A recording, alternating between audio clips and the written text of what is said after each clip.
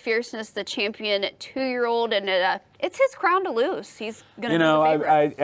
I'm sort of getting all the sharp horse players have these same opinions. How can you trust a horse like this? And it's almost teetering to the other side where he's going to become value, believe it or not. Maybe, yeah. When he runs his race, he just wins for fun, and he's just so much the best horse. I mean, he destroyed horses last time out in the Florida Derby. He did it in the Breeders' Cup. His maiden win was sensational.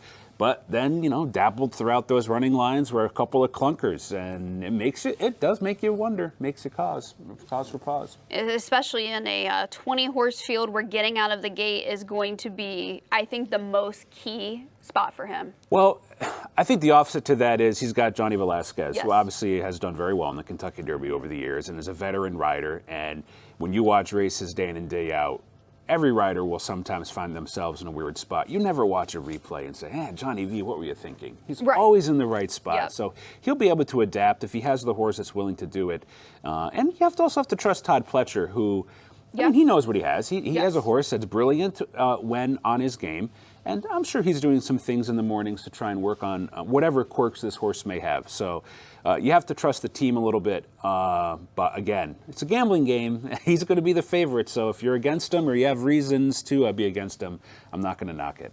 Where do you evaluate this horse talent-wise versus what we saw with Forte last year? I actually like Fierceness a little bit better. I think Fierceness is a little more brilliant than Forte. And Forte obviously had his things going for him as well, but I like Fierceness a little bit better. He just, again, that's the question mark, right? The lingering sort of Damocles hanging over his head as to whether or not he's always going to bring his best effort forward. Third time could be the charm for Rapoli. Stables had Uncle Mo and Forte as morning line favorites in the Kentucky Derby. Both of those scratched the morning of, so hopefully Fierceness we can... yeah, let's not put that into the universe. No, yeah, no, let's keep that into our head.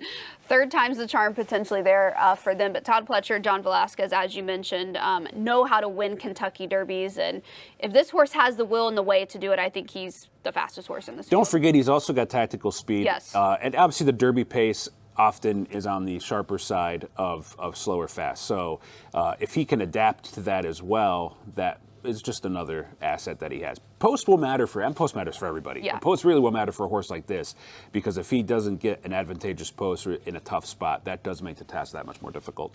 Where, if you were his owner, trainer, do you think would be a good spot for him to draw in the gate? When you have the best horse in the race, you just have to trust that you have the best horse in the race. I want to draw outside some of the other major speed players. You want to sit the Justify-like trip in the Derby where you're just off the pace on the outside. And in fact, you can look through a ton of winners over the years. That sort of trip where you're just the American Pharoah trip. You're just on the outside of the speed, and you can move when you need to move. Your hand is not forced with an inside draw. You're not forced to a 5 or 6 wide run to the first turn. Mid-pack, get out there and see if you have the best one. I like it, and I certainly